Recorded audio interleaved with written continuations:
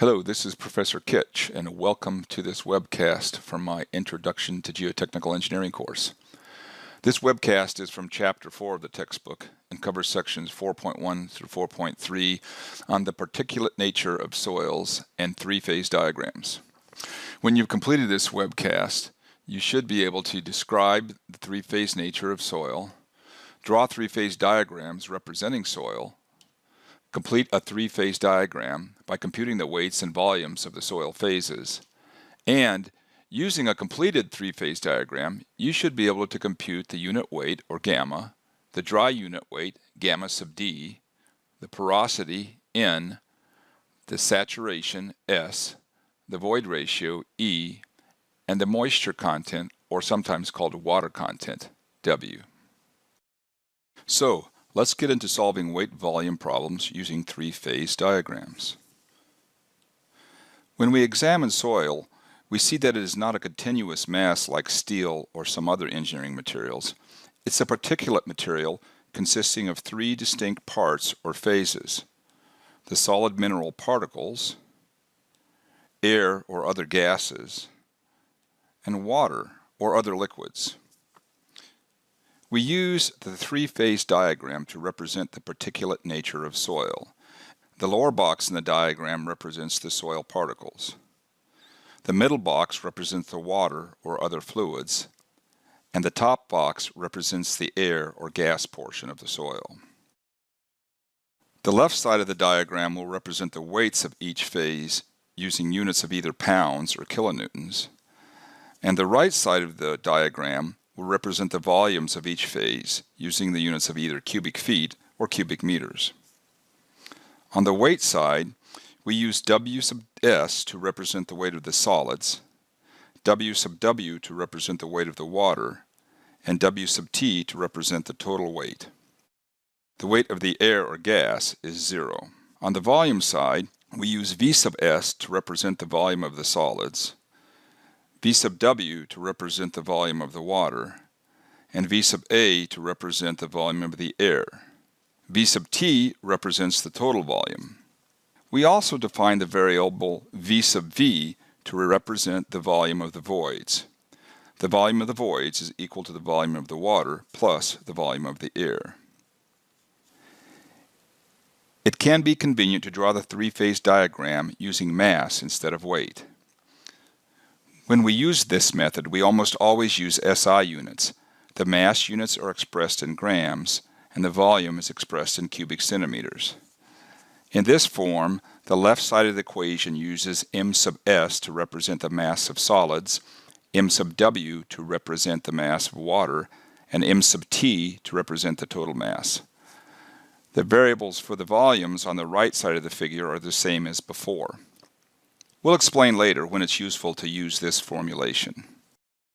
There are two different types of problems that appear when working with phase diagrams. The first type of problem appears when we are given exact quantities for the soil component phases.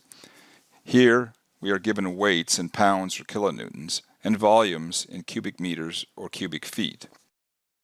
The second type of a problem appears when we are given relative quantities of the soil component phases. Here, we are given quantities such as the degree of saturation, the water content, or porosity. This webcast covers the first type of problems. The second type will be covered in a separate webcast. So here's a type 1 example problem. We're given a cylindrical specimen of soil 2.4 inches in diameter and 6 inches tall. We weigh the specimen and determine it has a total weight of 1.95 pounds. We then put the specimen in an oven overnight to dry it out and weigh it again the next day. It now weighs 1.65 pounds. Since all the water has been removed by oven drying, this represents W sub S, the weight of the solids.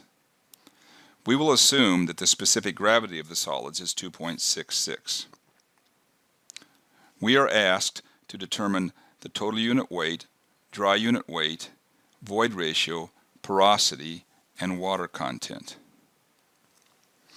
We'll start our solution process by creating a three-phase diagram.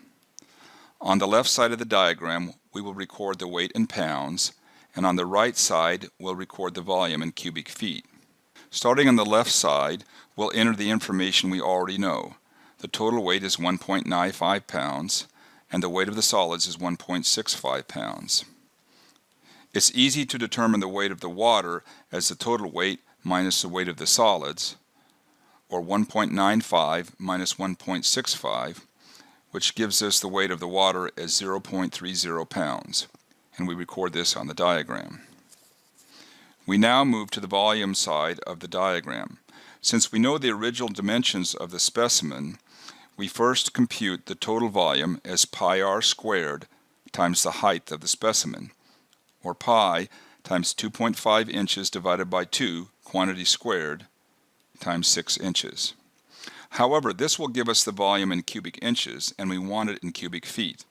To make this conversion from cubic inches to cubic feet, we multiply by 1 foot over 12 inches, quantity cubed.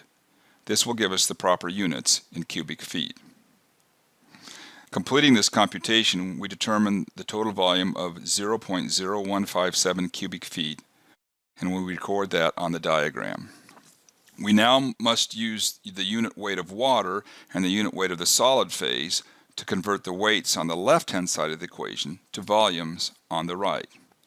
I usually start with the water because, like every good civil engineer, I long ago memorized that the unit weight of water was 62.4 pounds per cubic foot, or 9.81 kilonewtons per cubic meter. So, the volume of the water is 0.30 pounds divided by 62.4 pounds per cubic foot, or 0.0048 cubic feet, which we record on the diagram. The volume of the solids will be equal to the weight of the solids divided by the unit weight of the solids. However, we have to use the specific gravity of the solids and the unit weight of water to get this quantity. So the volume of the solids will be equal to 1.65 pounds divided by 2.66, the specific gravity of the solids, divided by 62.4 pounds per cubic foot. This gives us a value of 0.0099 cubic feet, which we then record on the diagram. Next, we compute the volume of air by subtracting the volume of solids and the volume of water from the total volume. This computation is 0.0157 minus 0.0048 minus 0.0099, which equals 0.0010 cubic feet of air. Finally, we record the volume of voids by summing the volume of water and air. So the void volume is 0.0010 plus 0.0048, or 0.0058. And now we have a complete three-phase diagram with the weights and volumes of all phases. The last step of the problem is to solve for the quantities we're interested in, using the information on the phase diagram. First, we compute the total unit weight as the total weight divided by the total volume, or 1.95 pounds divided by 0.0157 cubic feet. This gives us 124.2 pounds per cubic foot. The dry unit weight is computed as the weight of solids divided by the total volume, or 1.65 pounds divided by 0.0157 cubic feet. This gives us 105.1 pounds per cubic foot. Next, we compute the void ratio. Remember that the void ratio is one of those weird soil properties where it's based on the amount of the solid material rather than the amount of the total material. The void ratio is the volume of voids divided by the volume of solids, not the total volume. This is 0.058 cubic feet divided by 0.0099 cubic feet, or 0.586. By convention, the void ratio is presented in decimal form rather than as a percentage. The porosity is similar to the void ratio, except it's based on the total volume of material. The porosity is computed as the volume of the voids divided by the total volume, or 0.058 divided by 0.0157 times 100%. The porosity is most commonly presented as a percentage. This helps to keep it from being confused with the void ratio. For our specimen, the porosity is 38.9%. The degree of saturation is computed as the volume of water divided by the volume of voids, or 0.0048 divided by 0.0058 times 100%. This gives us a degree of saturation of 82.8%. Finally, we compute the moisture content, or water content, as the mass of water divided by the mass of solids. The moisture content, like the void ratio, is based on the quantity of solid material rather than the total quantity of material. For our specimen, this will be 0.30 pounds divided by 1.65 pounds times 100%, or 18.2%. So now our problem is complete. It's important to remember to use the three-phase diagram. It may be tempting to compute quantities such as the unit weight and the water content by using equations directly without first creating a three-phase diagram. However, I can assure you that in the long run you will learn this material faster and you will make fewer mistakes if you create a three-phase diagram first. So do yourself a favor and always draw a three-phase diagram. I'm Professor Kitch, and I hope you found this webcast helpful.